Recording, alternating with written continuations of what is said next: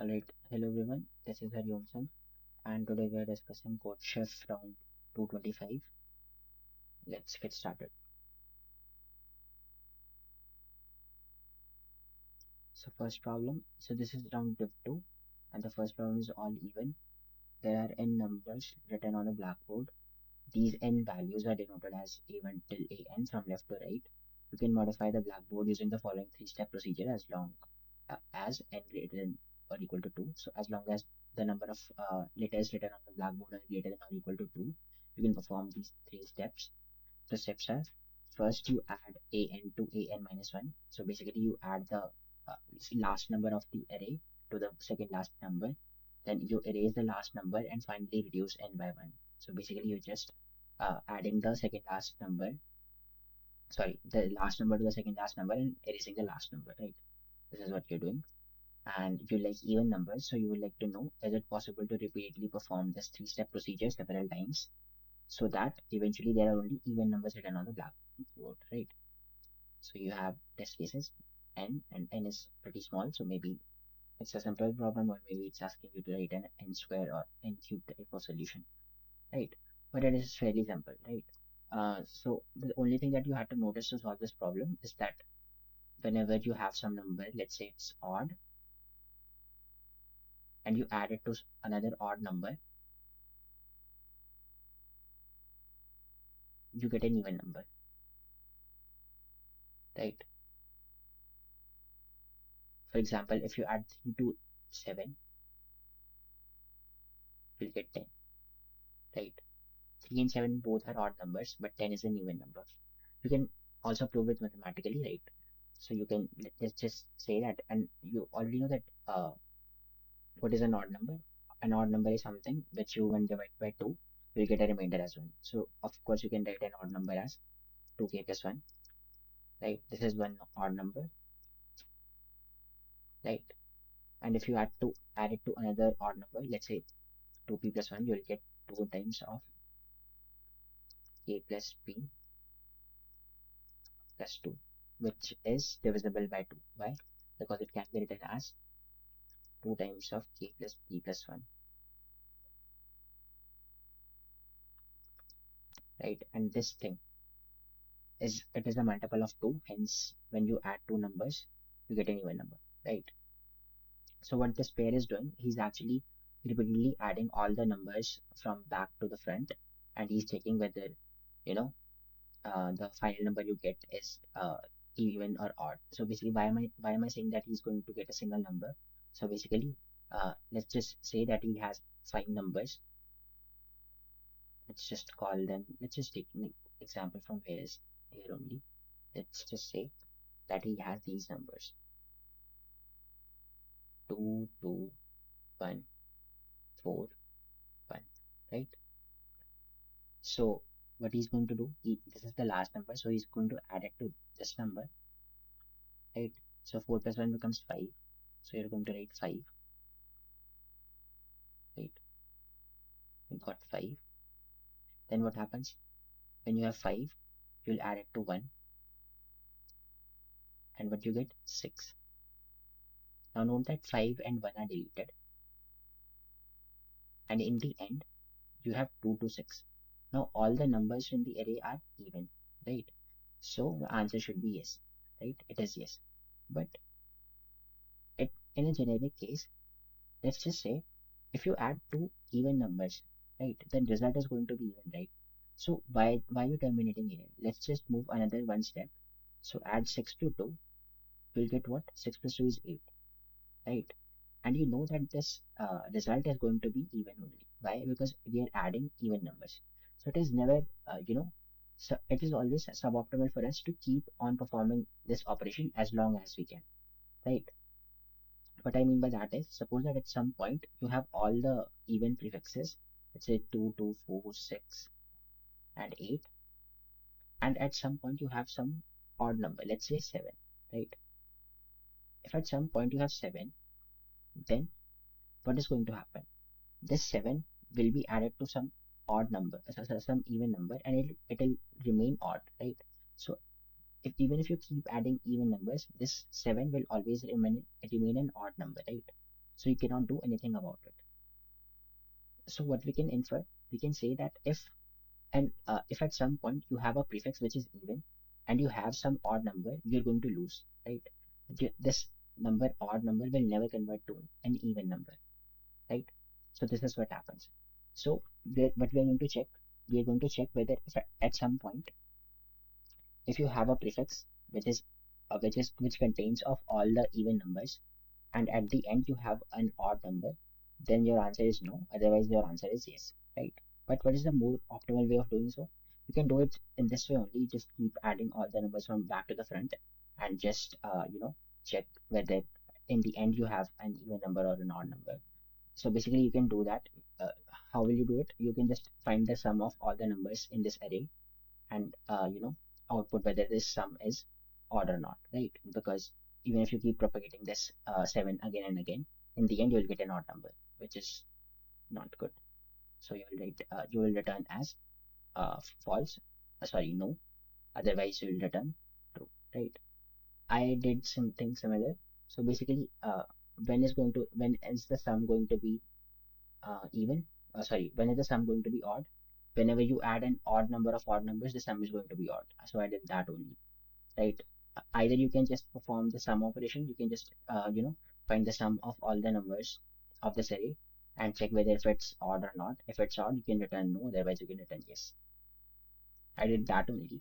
I just found the number of odd numbers in the array. If the number of odd numbers are odd, then the answer is no, otherwise the answer is yes. I hope it's clear. So basically, this is a linear solution which is very simple. Even if n were up to 2e5 or 1e6, something like that, it would work fine, right? So that is uh, you simple. Let's move on to the second problem. Maximum score.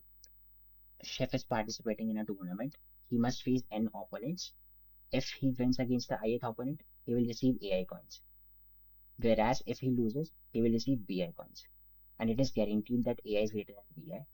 Chef doesn't want to bring too much attention to himself, so he decided that he will lose at least once, right? So under this constraint, we have to find the maximum total number of coins he can receive, right?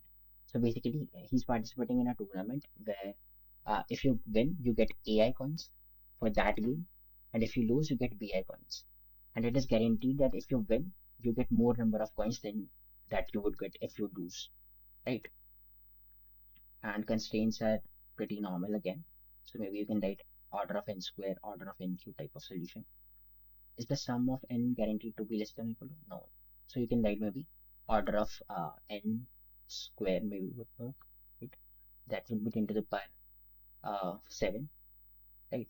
But the solution is much simpler than that. So basically, uh, if I would like to write this problem in a more formal way, how would I do so? Basically, what he has to do that. Okay, first of all, let's just read this line very carefully. He doesn't want to.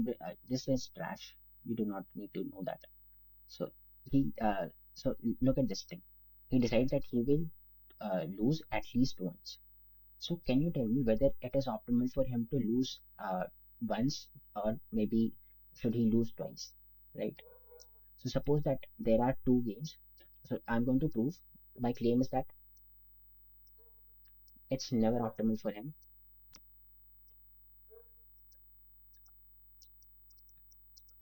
to lose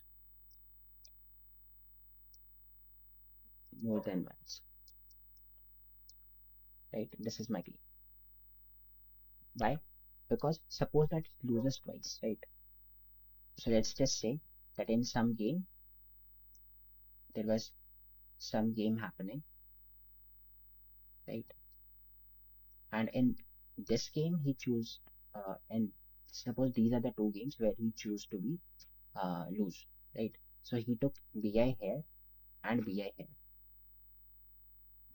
BJ, let's just call it BJ. So I and J are those two indices where he chose to lose, right? So what is his total cost or maybe total profit? It's going to be the sum of all of these AIs where he won, this one and these ones, right? Here he chose to AI, he chose AI, and in these games he chose BI, right? So his cost one, let's just call this as cost one.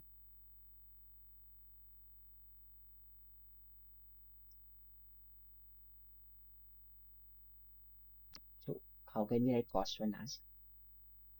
Cost one can be written as these these summation of AIs plus this BI plus this BG, right? BI plus BG, right? Let's just say that in some other game, if he chooses only to lose only once, right? So I'm saying that let's just choose any one of these two arbitrary games. Let me choose just this one game where in the second case, he's not trying to lose, he's going to win. So instead of choosing BI, he's choosing AI here, right? This is the second game. Can I copy this? No.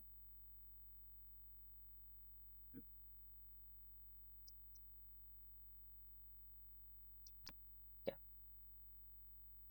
So in this game, what I'm saying is, suppose that what happens here is that in this game, instead of losing, he's trying to win, right? So in this game, he's trying to win. So he's going to choose AI here. And this is going to remain the same, that is BJ, right? So what will be cost 2?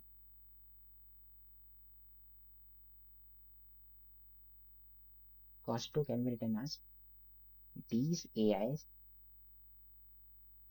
let's just denote this sum as capital A plus AI plus BJ, right? And this sum that we are denoting this sum also as capital A, right? Let me denote this as capital A only. So now can you tell me which one of these cost 1 or cost 2 is more? Definitely cost 2 is going to be better. Why? Because suppose whenever you want to compare two quantities, you can just subtract them, right? So let me do cost 2 minus cost 1, right? So if I do cost 2 minus cost 1, I can write this as, what is cost 2? Capital A plus A of I plus B of J minus capital A plus B of I, okay, capital A plus B of I plus B of J plus B of J. Alright, can I simplify this equation? Of course, I can write this as A cancels A, Bj cancels Bj, so this is Ai minus Bj, sorry, Ai minus Bi, and this is going to be greater than 0. Why? Because in the problem we are given that for all AIs, AI is going to be greater than or equal to Bi, right? So what does this tell you? That cost 2 minus cost 1 is greater than or equal to 0. So what does this tell you? That cost 2 is always greater than or equal to cost 1, right?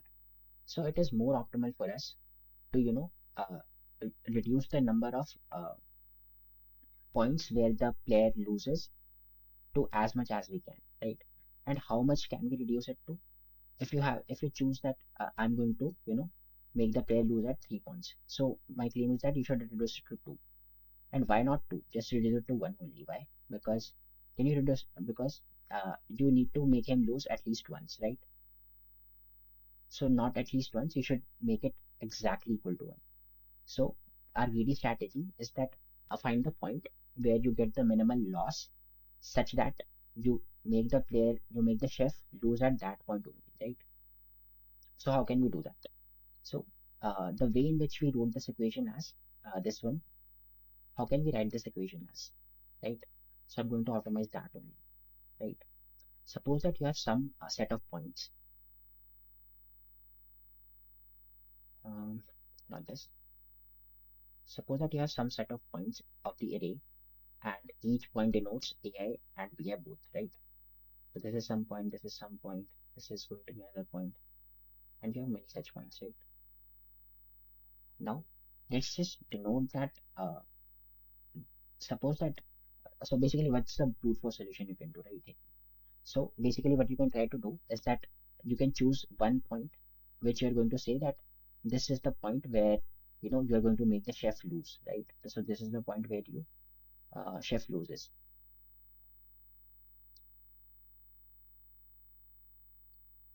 right? So this is the point where the chef loses. So what you're going to do, you're just taking bi here, right?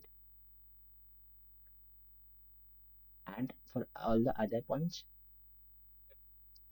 and for all the other points, uh, this point and all of these points, you're going to say that chef is going to win. So the answer will be uh, your answer will be maximized with answer and sum of other AIs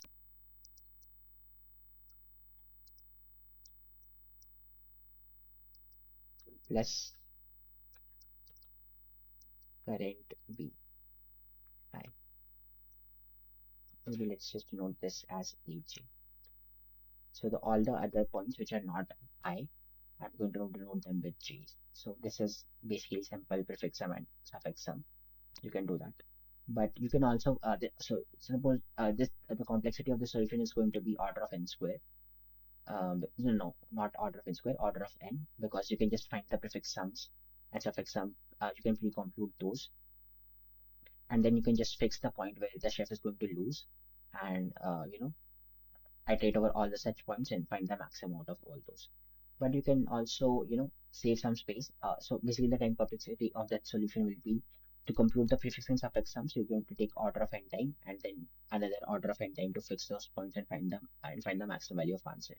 But you can also save some space by how you can just try to find the most optimal point which you're going to exclude. So basically exclusion means that you're going to find that point which you're going to choose bi as, right? So how are you going to do that? So basically you can write your total final sum as, you can write that as uh, you know so basically you're just trying to find that one point which you're going to exclude. So that can be written as a1 plus a2 plus a3 plus a4, right? Until a of n minus 1, right? And what I'm saying that the last one that you choose, you're going to take that as b of n, right? And you're going to find that nth point, which uh, is the point that you're going to exclude. So what can I write this equation also as? I can write this as a1 plus a2 plus a3 plus a4 up till an minus 1. And note that I'm just adding and subtracting a of n here. So I add a of n, I also subtract a of n, and do not forget this b of n here, right? This b of n, right? So I'm going to write b of n here and here b of n, right? So if you look this equation carefully, take a look at this equation carefully, you get a1 plus a2 plus a3 plus a4 up till, so basically this can be written as the total sum of the array, right? So this can be written as sum of all a's plus a of n, sorry, minus a of n minus b of n, right? And you're going to maximize this sum. So maximizing this sum means maximizing this right hand side. But note that this is fixed, right? The sum of all the AIs are not going to change. So this is fixed. You want to maximize this. So in order to maximize this, you need to minimize this. Why? Because this is in the negative form, right? So basically, you're just trying to find the point for which this value is minimum.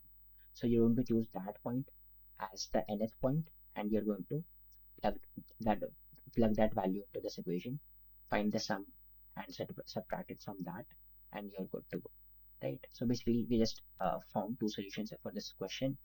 So basically, uh, first I proved that it is never optimal to choose more than one point as the losing point. Then then I proved it that if you choose 2 points, you can just reduce it to one, and your payoff is not going to increase. Sorry, your payoff is always going to increase, right? Cost 2 is always greater than or equal to cost 1, right? So we just proved that it is always optimal to choose only a single point as the losing point. Then, uh, in order to find that losing point, you can either brute force it, you can either fix that point and find the prefix and suffix sums of the AI array, right? Or you can, maybe do some smart work and write these equations and find that, the point where this quantity is going to be minimized, right? So the summation is, I pretty much implemented this much only. Uh, so basically, instead of taking two arrays, I just took, you know, vector of pairs, right? So the first dot first represents the AF array, and this represents the second array. So end is the nth point, right? So here I have denoted that with n. So the index denotes that point that I'm going to exclude. So I'm doing that only. So I denoted that the zeroth is I assume that the zeroth index point is going to the point where I'm going to lose, right? So I did from 1 to n and found the difference. If this difference dot first minus dot second is lesser than this difference, I'm to set index as I, and this is not really necessary. It's just I thought that even if those differences are going to become equal, I'm going to choose the one with the higher value of a, right? But that doesn't really matter, right? You can exclude this else if condition, and still it's going to be fine, right? So I found that index, and then so just find this total sum of the Ath array. So I just found the sum of all the A's in this array, and then I subtracted the first point, right? I subtracted the first point and added the second point and printed the answer, right? So this was it. All right, this was a fairly simple problem. We just move to problem number C, right? Okay.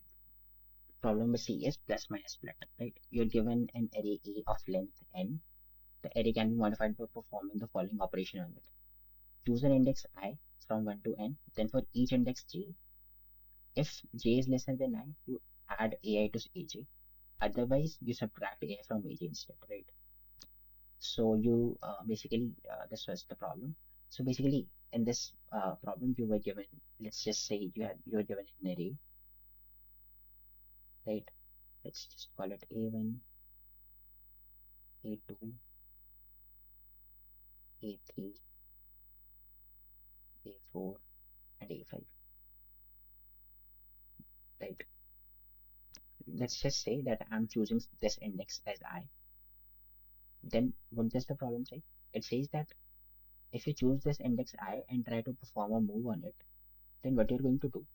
In the suffix, you're going to decrease, sorry, you're going to increase or decrease, add, right?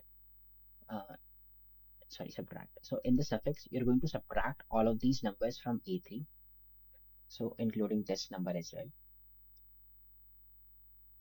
So including this number as well, you're going to subtract all of these numbers by A3. And in this prefix, you're going to add all of these numbers by A3, right? So what do I mean by that?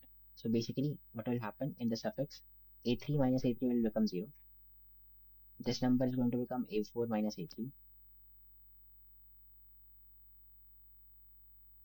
The last number is going to become A5 minus A3,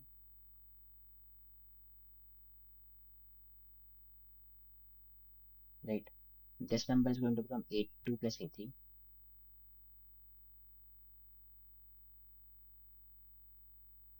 and this number is going to become A1 plus A3.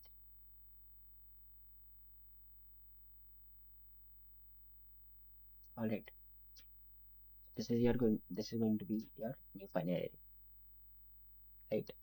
And the problem asks you to find the find if it is possible to make all the elements of the array equal, right? So in these kind of problems where you have to find the some set of operations, or maybe just find the possibility where the array is going to be equal and you have to perform some kind of operations on it, it is usually uh, you know optimal. So no, not optimal, it is usually it's a pattern thing that you should look from backwards to forward, right? What I mean by that is, so instead of looking that what kind of operations you're going to perform on the given array, you should look how your final array is going to look like, right? So note that if all the elements of the array are equal, you're good to go, right? If all the elements of the array are equal, you do not need to perform any kind of operation on it, and you can just return yes, right? So suppose the last thing, yeah, if this is array, this is the given array, then you do not need to perform anything on this array. All the elements are already equal, so you can just return yes, right? But if the array were containing of some unequal elements, so note that uh, if you had to perform some operation on it, right? So if some array had some element x x x and then y, then some z z w, whatever, right? And x was not equal, some this number is not going to be equal to this, then you have to perform at least one operation in some other way, so that you have to make them equal, right? So my claim is that if you perform some operation on it, so let's just call that what is the last operation that you performed on this array such that it became equal to such that all the elements became zero, right? So note that if you perform some operation on it, at least one number is going to become zero, right? Because suppose that this was the second last operation, this was the state of the array in the second last operation, then what happened is that if you perform the operation on this array, this element a3, then definitely is going to become zero, right? This array number a3 became zero, right? And whatever happened in the suffix and prefix, we don't really care, right? So my claim is that if after performing this operation on this array a, right, all the elements became zero, right? We do not know what these elements are going to be, but we know that this element has become zero. Then we know that all of these elements have to be zero. Why? Because I am claiming that this was my last operation that I performed on this array, right? And I know this one element is zero, then all of these elements are zero. So this gives us some hint, right? So if so, right? So what is the hint? That if you consider the last operation of this array,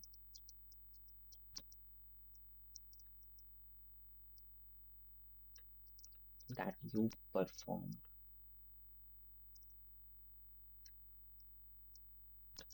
on the array, then all the elements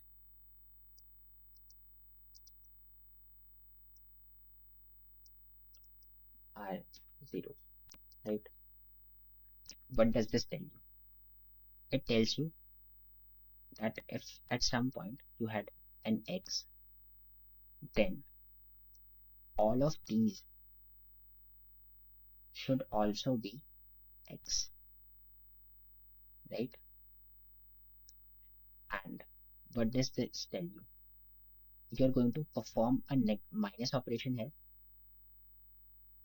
and you're going to perform a plus operation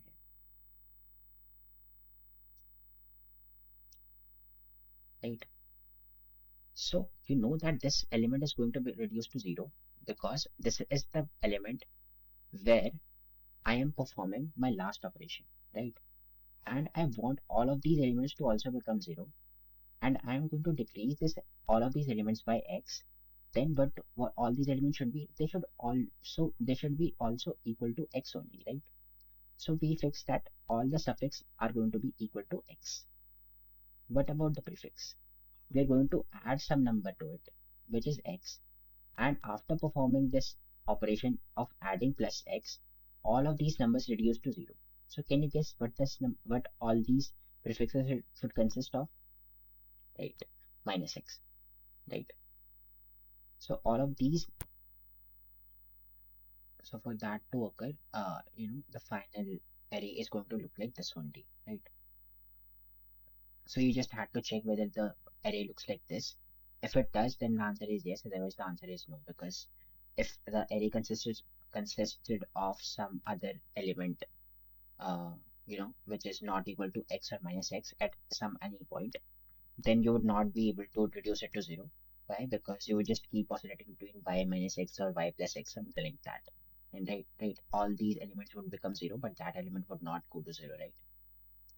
So that was it for this problem. You just had to, make this observation where, uh, you know, if you perform the last operation on this array, on some array, then that element is going to become zero. And right, so if that element is becoming zero and you have to make all the elements as equals, then all the elements have to be zero, right?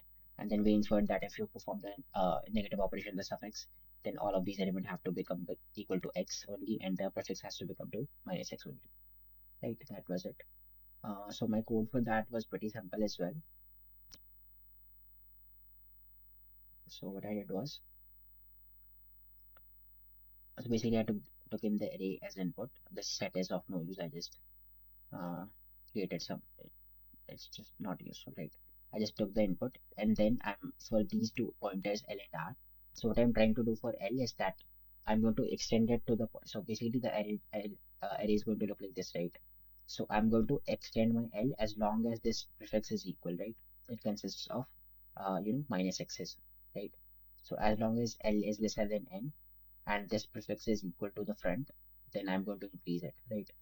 So L will become L will be pointing at this point, right, at the end, because plus x is not equal to minus x, right? So L will be pointing at that point. I do the same thing for R, but for R I'm going to reduce it to till L, and I'll check whether how long it is equal to minus v dot front, right? So as for how long that x is equal to minus x, right?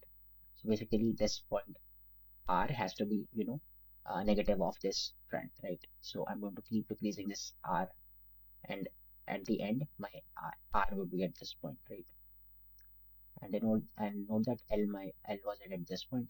So at the end, you just have to check whether L become greater than or equal to R or not, right? If at L some point, after the performing all of these operations, if L was greater than R, then the answer is yes. Otherwise, the answer is no, right? Why does this work? Because, right, if you see, at some point you had x, and you had a y, and then you had minus x and minus x at all of these positions, right?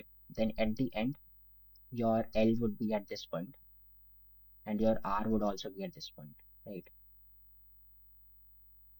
And that would not converge, and that would mean that the array consisted of some other element which were not equal to x or minus x, right?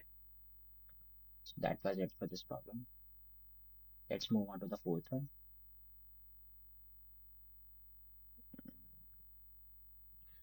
Near yet far. Okay, this was a good problem actually. So basically, you are given an array A of length n and some integer k, which is from 2 till n. A sequence of indices is valid if these conditions are true. Basically, these conditions mean that so the condition means that where was it? Right. Among any contiguous segment of length k, at least one index must be chosen. So what does it mean? It means that if you have some array, right, and you had some elements here, here, here, and then if you choose any prefix, let's just say that k is equal to 3, then if you choose any subsegment of this array A, let's just say this one, or maybe this one, or let's just say this one, or this one, then in any of these segments, at least one element from all of these segments must be chosen, right? So one valid arrangement would be that you can choose maybe this element, right? You choose this element, you can choose this element as well. You can choose this element, right? And you can choose some other, no, you cannot choose any other element, right? So basically you were given this array and you had to choose some elements, some indices from it, such that no two of them are adjacent to each other. So basically, if you had chosen this, you cannot choose this cannot be chosen, and this cannot be chosen, right? Otherwise, you can choose any of these. And in this, subsect, and every subsegment of length 3, so length k, you have to choose at least one of them, right? So this is one valid arrangement. You can find many such arrangements, right? And what you had to do, right? The score of a valid subsequence of indices you have chosen is defined to be as maximum of all of these elements and the minimum of all of these elements, right? The difference of those, right? Suppose that this element was 3, this one was 10, this one was 15, this one was 20, right? This one was 1, 2, and 10, right? So you had to, so in this array, you had chosen these points only, right? You had chosen these points. So what is the maximum of 10, 20, and 10? That is 20.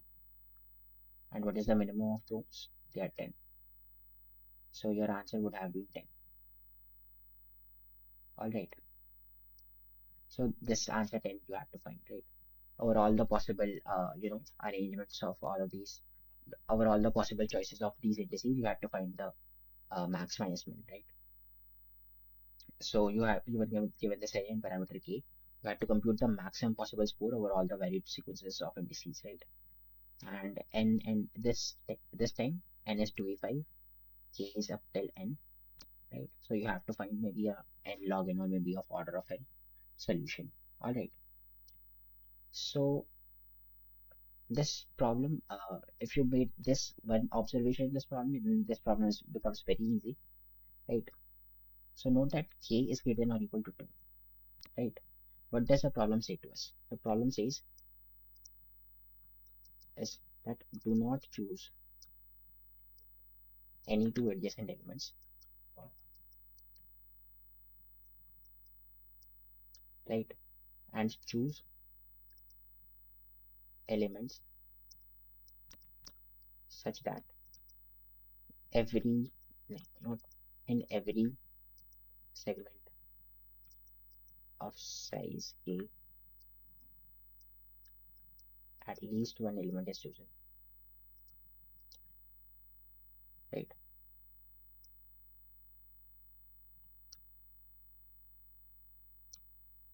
So this is what the problem says to us. If we take care of these two things, then we are good to go, right? So how do we go about solving this problem, right? So let me just think about a very simple case where k is equal to 2, right? So if k equals to 2, what does it mean? That for every pair that you choose, so let's just say that I choose a of I, then I cannot choose a of I plus 1. I can choose a of I plus 2 only. I can choose a of I plus 2. Uh, Let me make it more clear. Suppose that you were given uh, this array, right? And you were standing at this point, and you had this point, and you had this point, and this point, right? And let's just say that for now you have chosen this element, right? Now the problem tells you that you cannot choose in a segment of length, let's say 2, you cannot choose this element, right? So, but in a difference of let's say 2, so suppose this index was 1, this is 2, and this is 3, then in a distance of 2, which means that in a length of 3, you have to choose at least one element, right? So in a length of 2, you choose this element, but you cannot choose this element. So you have to choose this element, right? Why? Because in these two, you do not choose this element because of this adjacency case, but you choose this element, right? So what happens is that if you choose 1, you have to choose 3, right? And if you choose 3, can you choose 4? No. Why? Because you cannot choose adjacent elements. Because of this case, you cannot choose adjacent elements, right? So if you cannot choose 4, what about 5? You have to choose 5. Why? Because in a length of 2, you have to choose at least one element, right? And you have not chosen 4, so you have to choose 5. So you have to choose 3, you have to choose 1, and you have to choose 5. So similar pattern can be observed that if you choose 1, you have to choose 3, you have to choose 5, and 7, and 9, and so on and so forth, right? Let's just take another case, right?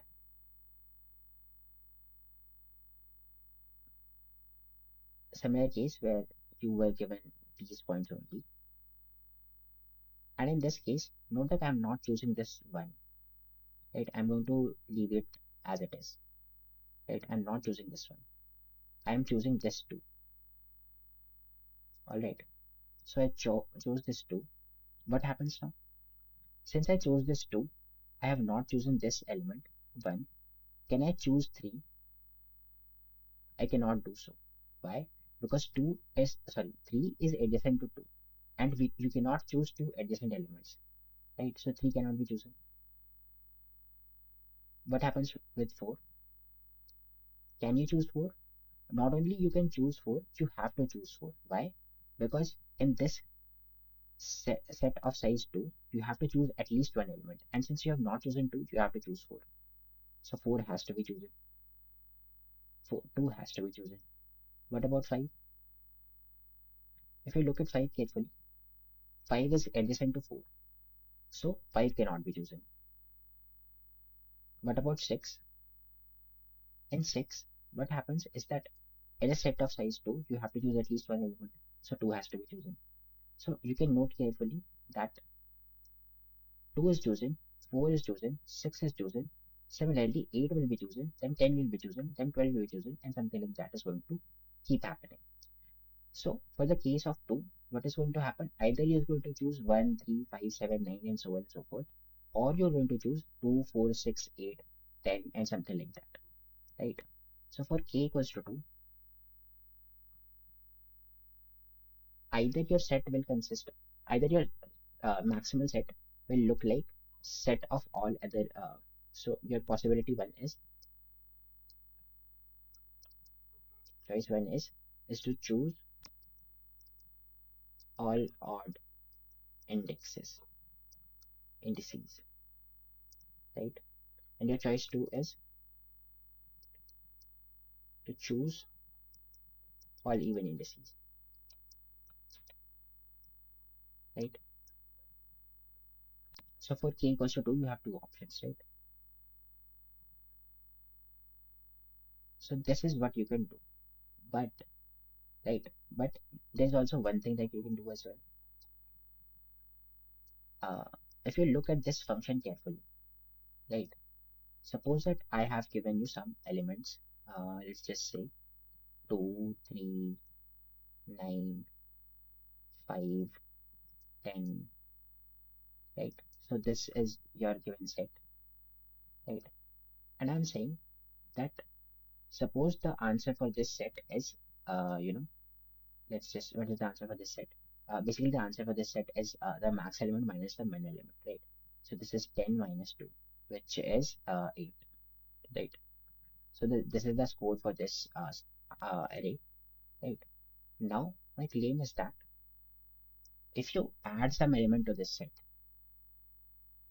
right? If you add some element x to this set, what do I mean by adding? I just mean that append this element x to the set. Can you tell me whether my answer is going to increase or decrease? Or is it going to remain same, right? I- So my claim is that the answer is either going to remain same or it is going to increase. Why? Because whenever some element x is added to the set, you have a choice of whether to choose it as a max element or a min element, or you cannot choose it as both, right? So suppose that x becomes, let's just say x is 7, right? So when x is 7, you have the choice to take 2, 3, 9, 5, 7, and 10, right? And choosing x as the min element is not optimal. Why? Because You take 7 and 10, then you have 3. Other a better choice for 10 is to pair it with 2, right? Similarly, you cannot choose x as the max element, because for pairing 7 with 2 is not optimal, because for pairing 10 with 2 gives a better result, right? But what happens in the case when x becomes equal to, let's just say, 100? Since x is a very large number, you're going to pair it with the min element, right? So 100 minus 2 becomes 98, which is a much better choice than choosing x is 10, right? So basically, when x, the element that you're going to add to this current set, is greater than the max element, or it is smaller than the min element, then you can choose it as the potential extreme, right? So basically, what my claim is that, so the larger the choice you have, so basically the larger set you have here is, is going to give you a better result, right? That is very intuitive as well. Why? Because if you have a lot of numbers from to choose to, you have a better possibility of choosing the max and the min element, right? So that was my claim, right? So what I'm trying to do is find the maximal set of these numbers that I can take, such that this function is going to be maximized. So for the case of k equals to 2 is very clear that either we are going to use all the min elements, all indices or all the even indices, and we're going to calculate the max and the min from all of these sets. We're going to subtract that, and we are going to take the maximum from all of these choices, both of these choices, right? What happens for the case where k is greater than 2? K is greater than 2, right? That means that for a given array,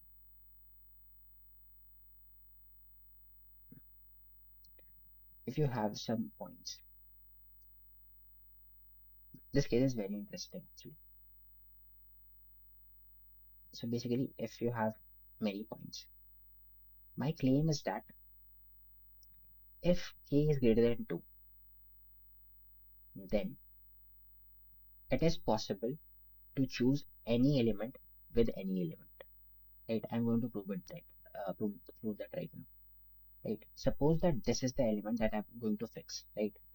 I'm claiming that as long as you do not, choose adjacent elements, the thing here, right?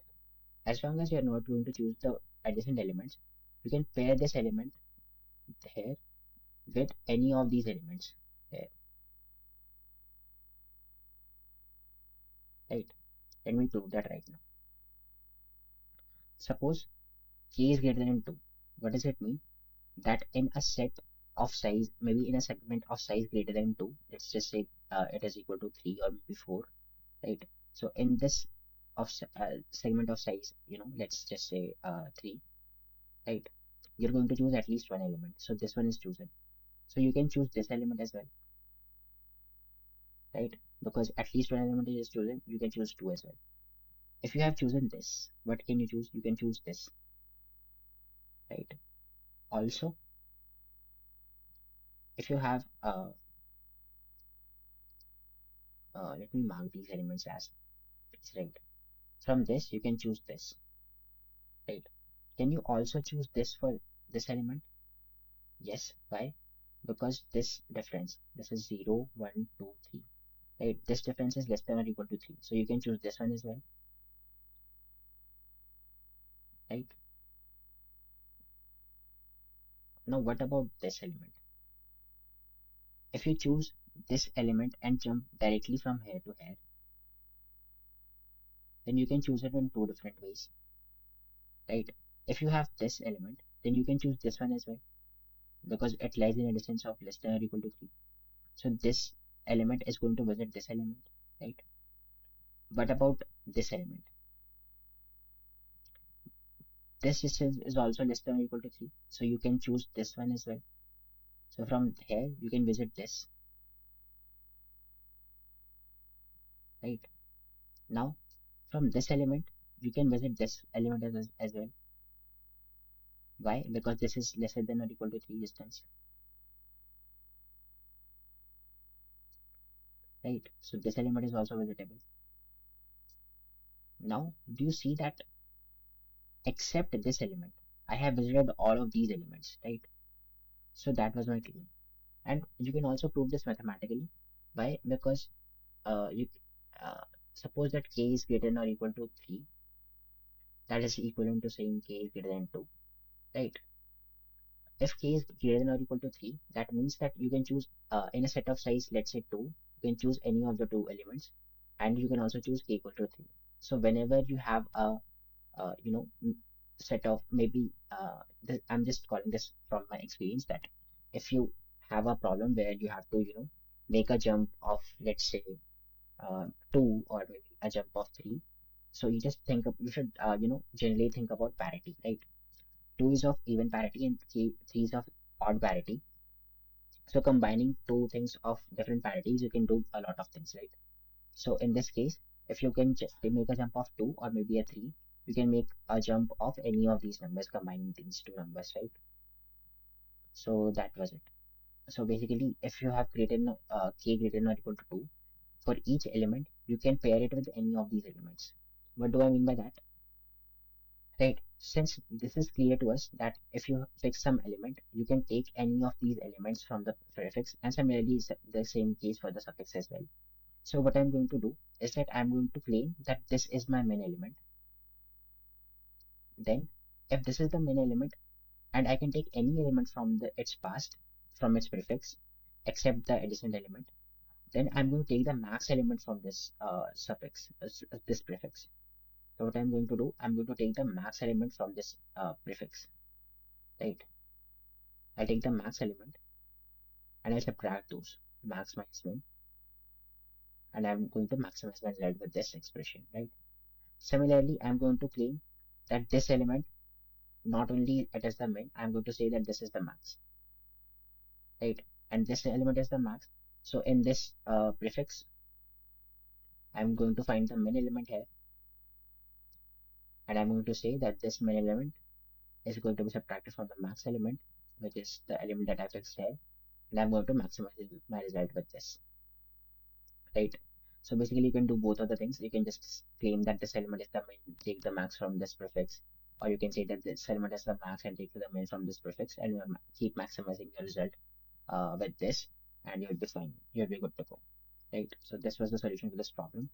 So basically, for k equals to 2, you can notice that either you take only all of the odd indices, or you take all of the even indices.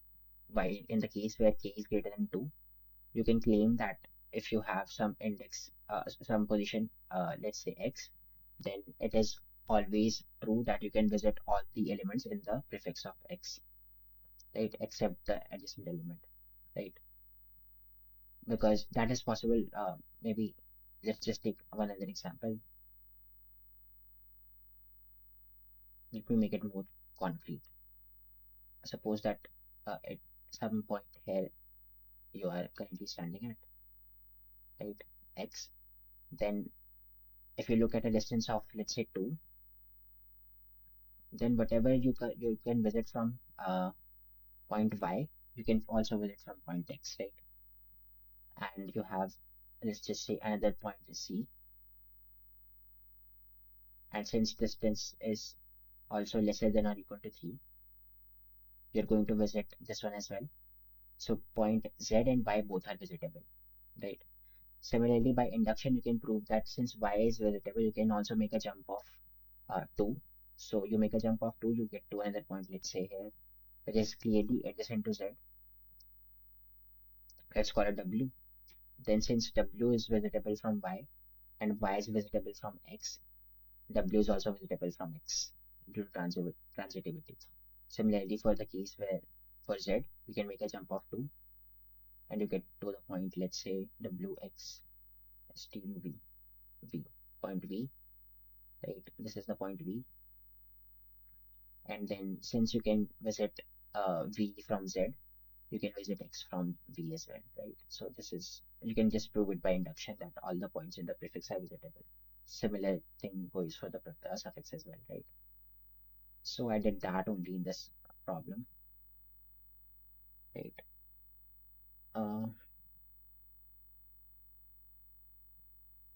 so what I did was that I handled the case for k equals to 2 and k equals to greater than 2 separately. I took the input And then for k equals to 2, it is pretty simple that you either take all the odd elements or all the even elements. So I just fixed whether I'm going to take the odd element or the even element. For the prefix min and the prefix max. So mn denotes the prefix min and mx denotes the prefix max. Then I start for if j equals to 0, then I'm going to take all of the odd indices, or maybe in the 0 case you can say that it is all of the even indices. I'm doing plus equals to 2, so I'm going to iterate over all the even indices. I take the min and I take the max. I maximize all of them and I take the max minus min, right? Why? Because in all of these cases you can choose the max element and the min element independently.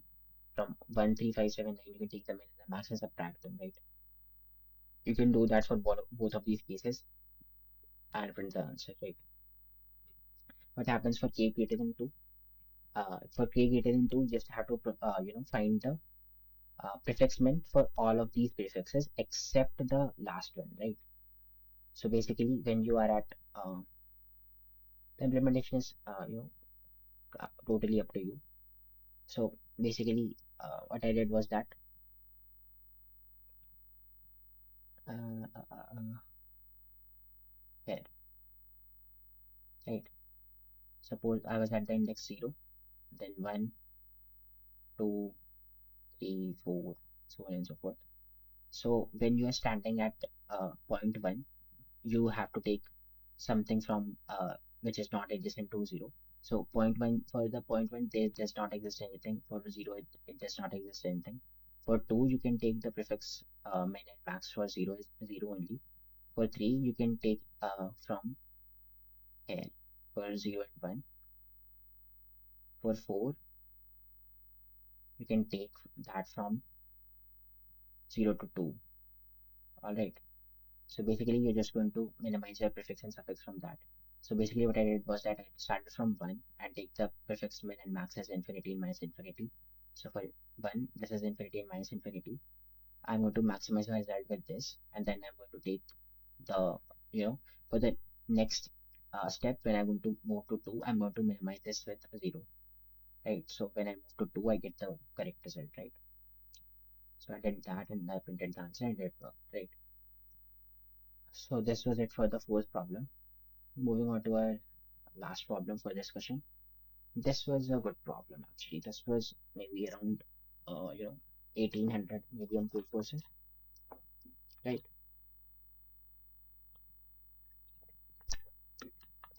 So prime prefixes for any array B of length m, define the prefix sum s as the way you define prefix sum, right? The value f of b as the number of indices I such that si is a prime number, right? And you are given, so basically let me make it clear by what they mean by this. So suppose that you have some array A, right? Let's just say that the array is, let's just say that the array is 2, 3, 2, 1, 1,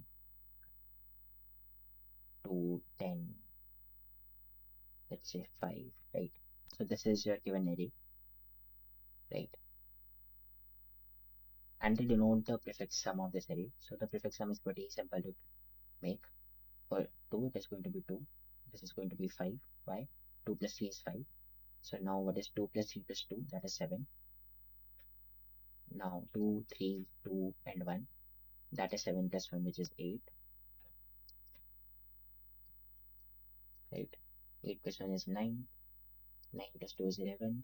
Then you have 21. And you have 26. Alright. So this is the prefix sum for this array A. Right? What are they denoting f of b as? The function b tells you the number of vertices where the number is prime, right?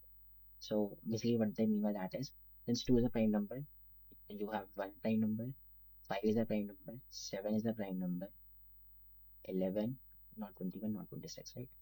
So basically you have 4 prime numbers in this array, right? So f of b is equal to 4 in this case, right?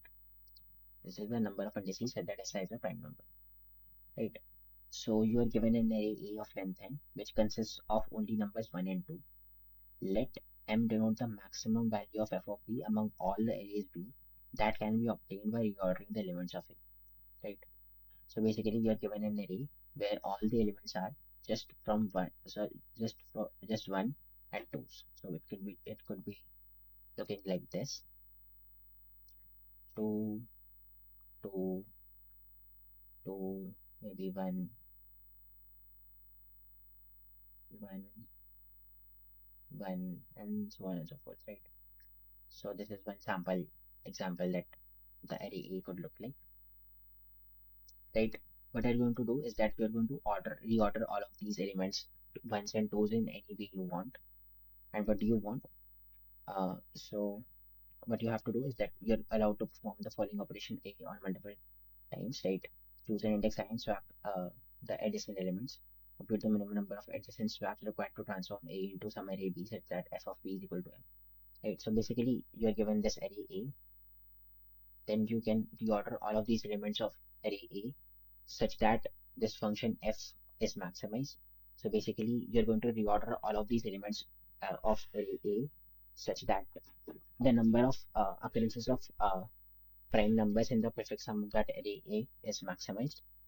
And then what happens is that suppose that you get some array B for which this value is maximized, then you're going to find the number of swaps you need to perform then on array A such that you get the array B, right? And you have to minimize the number of such adjacent swaps, right? So suppose uh, in the sample test case you had this array as 1 2 2, right? So if you had 1 2 2,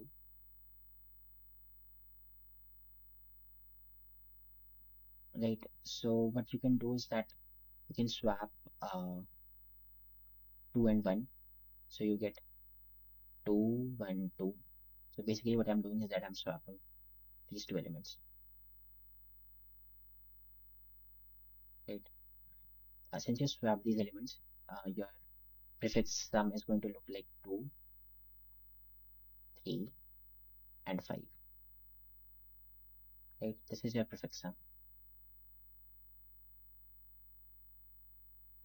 And how many prime numbers is it having? 2 is the prime number, 3 is the prime number, 5 is the prime number. All of these numbers are prime. So 3 is the answer for, malab, sorry, not the answer. It means the number of prime numbers, the number of the value of f of m, f of p, that is m, capital M. So capital M is 3.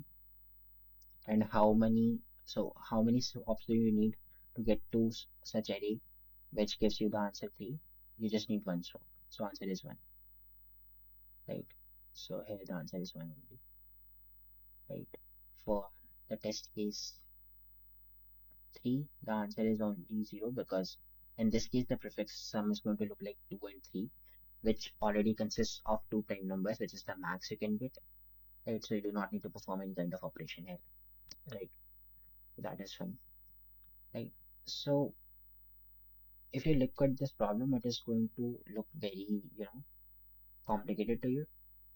But if you make some 2 or 3 observations in it, then this, it completely decomposes itself into a simple DP problem, right? What happens is that, uh, first of all, you should try to make a construction where you get the maximum value of capital M, right? How can you do so? Uh, suppose that is that I want to find the number of as many occurrences of prime numbers, right?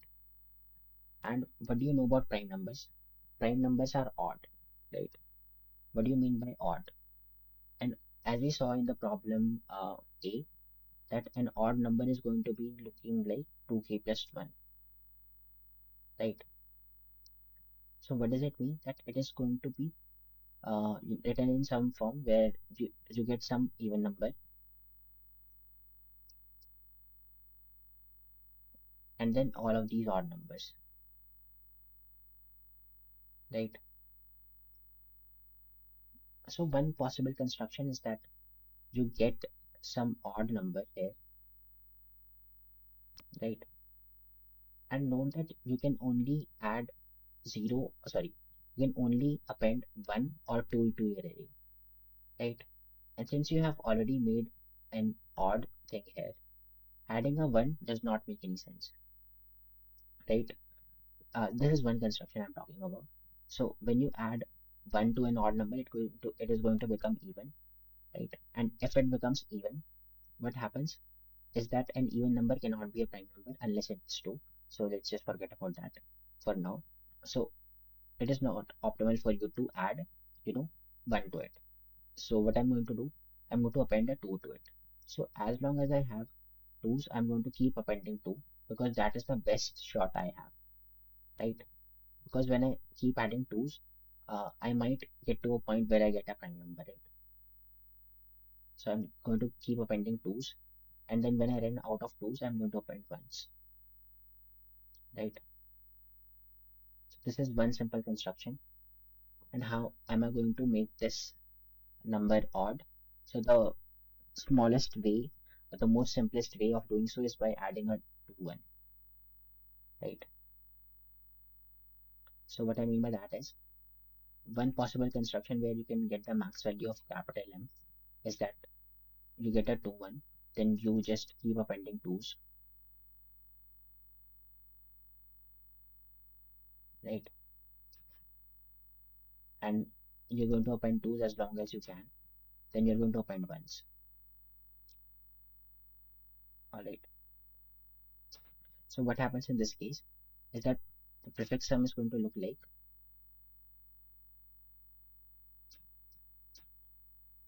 2, then 2 plus 1 is 3, then 3 plus 2 is 5, 5 plus 3 is 7, 7 plus 2 is 9, 9 plus 2 is 11, and so on and so forth. So notice that this is the max value of capital M that you can obtain. Why? Because in this case, I am not going to miss any of the prime number. Why? Because all the prime numbers are odd, and in this case I'm going to find all of the odd numbers that I can possibly can. Why? Because I have made the minimal odd number here, and then I'm going to increase this difference by plus 2 and plus 2 plus 2 plus 2, and I keep doing that, right? And when I run out of twos, I'm going to increase that number by plus 1 and plus 1. So after a step of adding two ones, I'm going to get another odd number, right? So this is my best shot at making the cap value of M as max, right? So since I'm not missing any of the prime numbers here, what I should try to do is to make this sum as the max possible, right? So what I can do by that is, suppose, so this is one part of the problem that you had to, you know, make, right? This is one construction where you can find the maximum value of M, right? Now what you're going to do is that, suppose this is one construction, right? There can be many such constructions where, you're going to find the maximum value of capital M, right?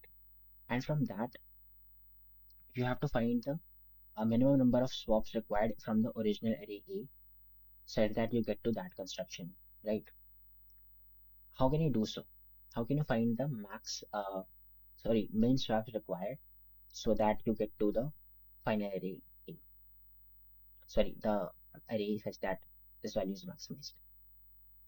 Since notice that since the array consists of only two unique elements, 1 and 2, what you can do is that you can find the position of all the ones in the sorted order, and what you can do is just you can take the pairwise difference between the positions of those elements. So what I mean by that is, suppose that you have some array A as 2 1 2 1,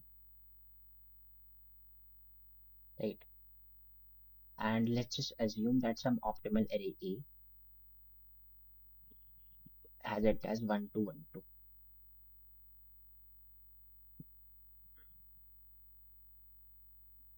right? This is array 1 and this is array 2, right?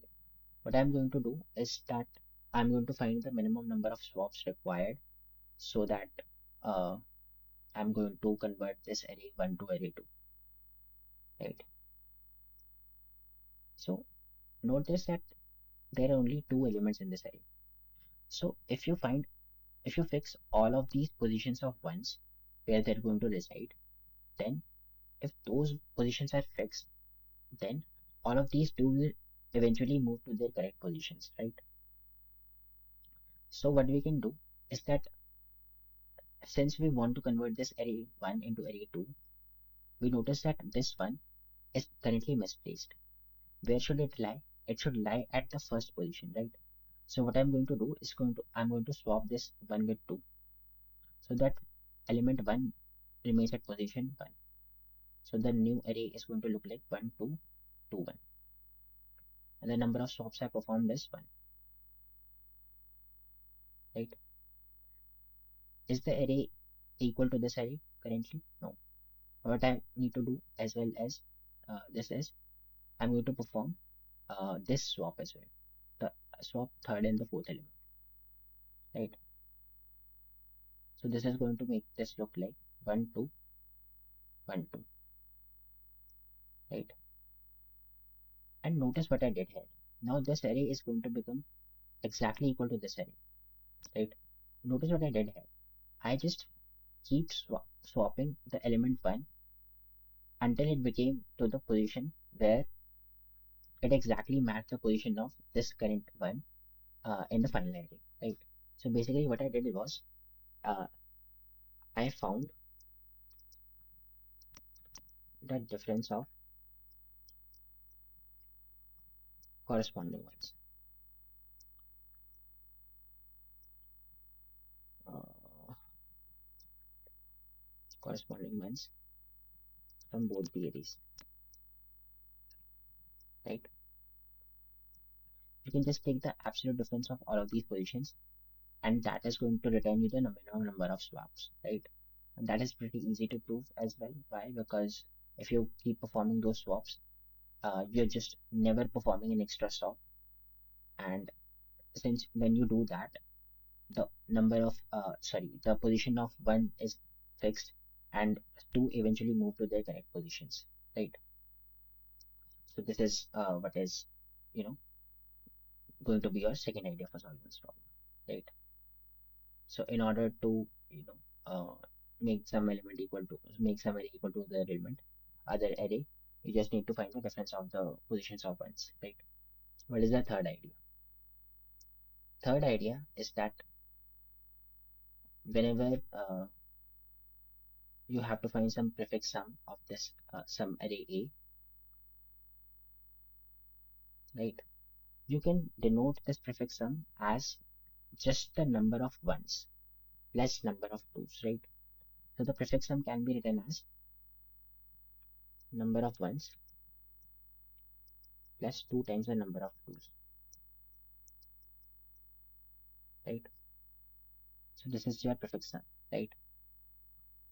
This is the third idea for this problem, right? And since if you have think of all of these ideas, try to merge them into the solution, right? Now what do we know? We know how to find the maximum value of capital M. We can do it by this construction. What do we also know? We can know that if you want to, fix some, array A, then how can you manipulate the number of ones, and if you know the positions of ones, then you can just keep the difference of these ones, and you can find the minimum number of swaps required, right? And what you're trying to optimize, you're going to optimize the max value of capital M, right? So max value of capital M can be obtained by finding the max prime number that you can reach, right? So what I can do here is that I can keep track of all of these things using a DP, right? So what I'm going to denote my dpgij as is that it is the best state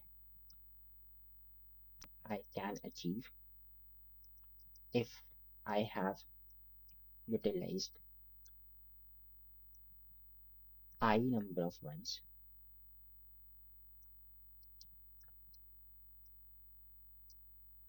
and j number of toes in the prefix, right? What do I mean by the best state? What does the best state looks like, right? What does even a state look like? A state is going to look like the max number of the max prime that you can get to, and min swaps, right? Why is not max prime? Why is not min swap only sufficient? Why? Because in order to perform the min swap, you need to know the prime number that you're going to get to, right? And why is max prime also not sufficient? Because to get to a max prime number, there can be multiple number of ways, right? And you have to find the minimum number of swaps required, right? So you have to keep track of both of these things, right? Now, how do you? So this is the DP state I'm going to use, right? So how can I do this? So basically, you can think of it as whenever you have some subsequence, maybe let's just call you have some array A, then you are going to either append a 1 to it or a 2 to it, right? Either 1 is going to append it or 2 is going to append it to it, right? So when you append 1, what happens is that I'm going to say that my DPI j is going to look like, since my since this is the new state, I'm using full DP. So what is going to happen is that my DPI minus 1, since I'm appending the 1 to it, my number of 1 is going to increase by 1 and the number of 2 is going to remain same. Plus what gets added, since I'm appending a 1 to it, what gets added? I plus 2j. Why? Because since you have I number of 1s and j number of 2s, so my new sum is this. And what I'm going to check whether if this number is a prime number or not. If this number is a prime,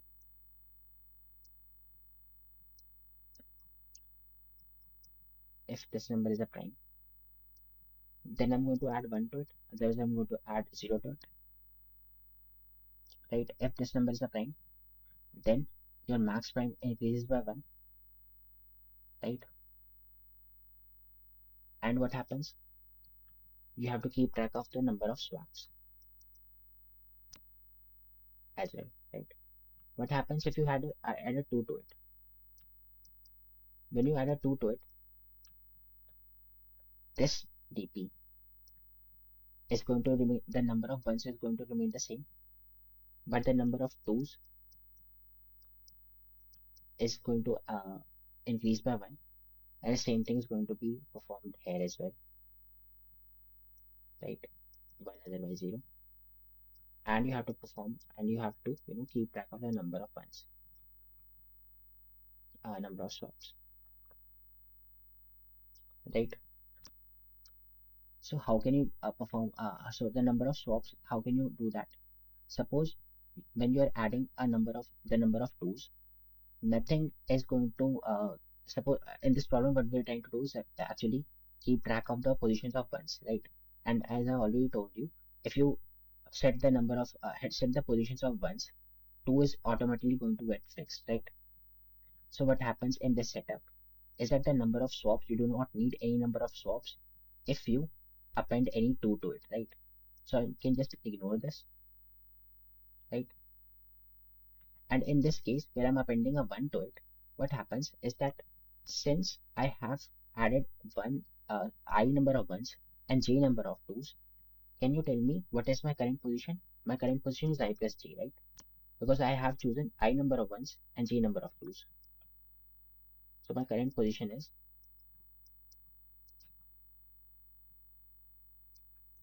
or you can say current index is I plus j, right? And what happens that the position where this current ith I is located, I am going to move it to the point I plus j. So how many number of addition swaps did I make? I made absolute difference of position of I minus I plus j. Oh, what happened?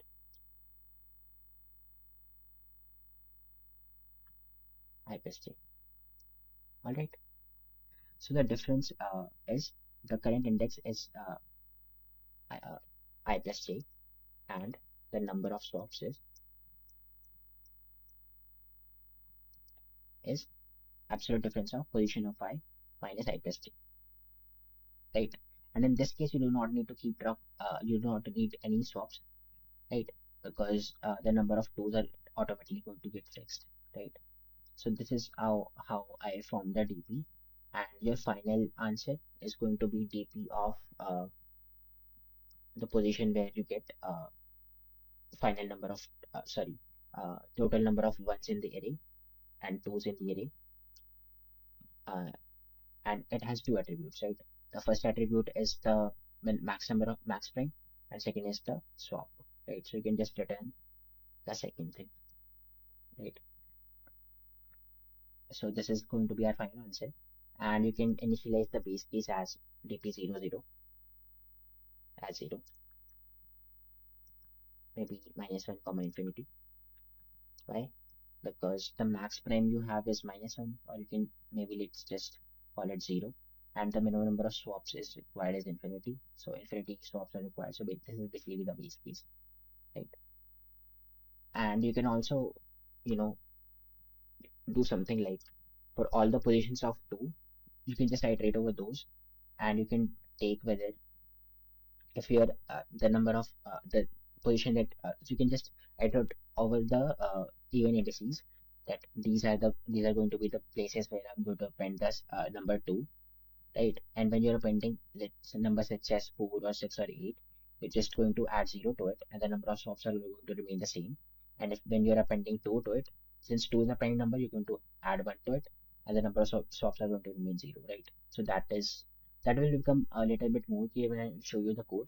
So basically, these were the ideas for you need to solve this problem, and the space and time complexity will be pretty simple as well, because for each position of current index where I'm putting a 1, I'm going to say whether how many twos are going to append to it.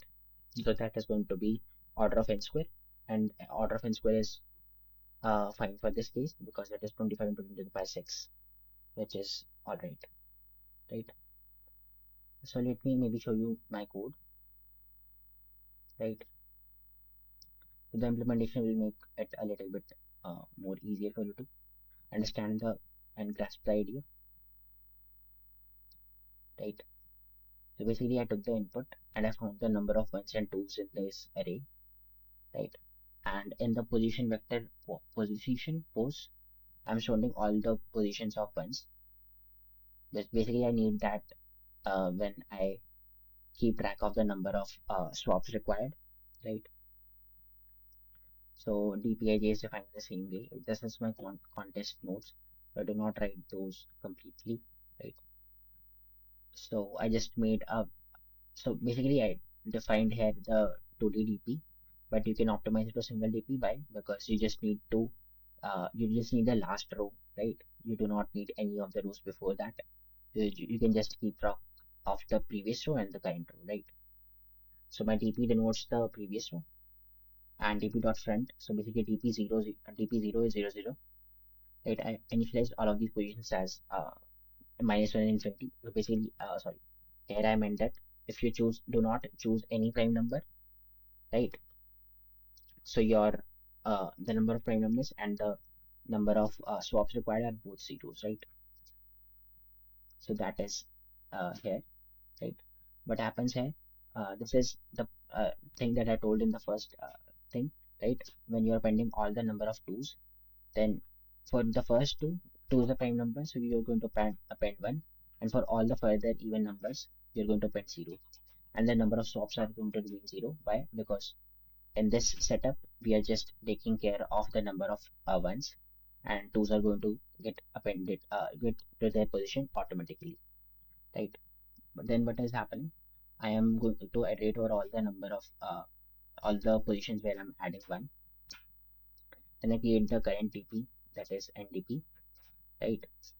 What happens here is that I'm going to find the number of twos that I'm going to append here. So what happens is that my current sum will be total number of I, total number of ones, plus the 2 times the total number of twos, right? That is going to be my total sum, right? That total sum represents the total number of prime numbers, right? So my first thing is the total number of prime numbers, that is the max prime number. So that is dp j dot first, that is the total number of prime numbers before this prefix. And if this number sum is a prime number, then this becomes plus one, otherwise this remains zero, right? So basically SPF is sieve of Aristotle's. Oh, this is no, this one is the not the long code. Where is my correct code? This one, right? The difference is not, I just had minus one there, right? So that was that code wrong, right? This one is completely same to that one as well, right? What happens here is that if I plus 2j is a prime number, then the number of prime numbers increases by 1. So I do that. And the number of swaps. This is the case where I'm appending a single one, right? So what happens is that I just take the previous number of swaps I did plus the absolute difference of cos of I minus 1 minus I plus c minus 1. So do not get confused with these minus 1 and this minus 1.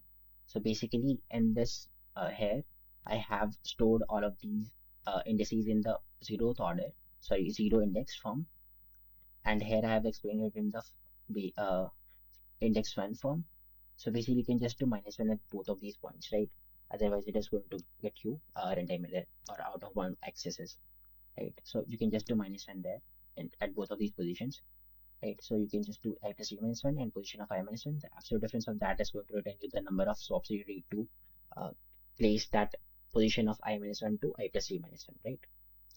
And I just perform this maximization and minimization, right? If the total number of prime numbers here are greater than the total number of prime numbers in the current state, then you can just assign it to that. Otherwise, if the total number of prime numbers are exactly equal, then you're going to minimize the number of swaps, right? So total number of swaps it is minimized with s, right? What is this? The total number of swaps required at this position, right? This was the case where you were appending a 1 to this current array, and this is the case where you're appending a 2 to this array. So what happens is that in this case, this is the same thing that I explained here. All of these lines are completely same. But what happens here is that when you're appending a 2, you do not need to perform any swap, right?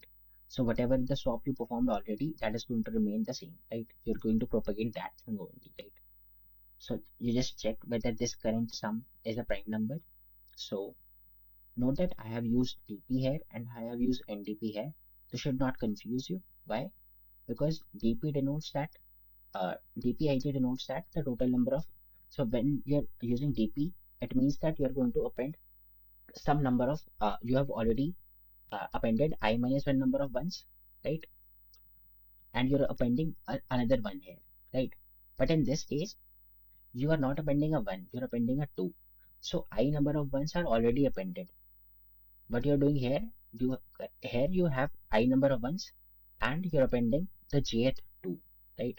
So you have j minus 1 number of 2's and I number of ones, right? So that's why I'm using ndp, right? So in the first case, what happens is that in ndp j minus 1 dot first, I have the total number of prime numbers before it, and I check whether this number is a prime number or not. If it is a prime number, then the counter increases by 1. Otherwise, it remains 0. And in the second case, I do not need to perform any swap. So what happens is that the total number of swaps are going to remain the same. And I again perform this maximization and minimization. And what I do, I just swap these DPs and NDPs. Either you can swap them or you can assign the DP to NDP, right? And I just, in the end, I print the dp2.second. Right? What does dp2.second mean? dp2.second means the total number of swaps that you need to perform, the min number of swaps that you need to perform, so that you have one number of ones and two number of twos in the final array, right? So this was it for the solution, and this is sieve of Eratosthenes, and I already explained the plane complexity. Basically, the total number of ones multiplied by total number of twos, and all of these operations are order of one operations, right? So this is order of n square, right? And this concludes my discussion for this contest. I hope you like it, right? Like, thanks for watching.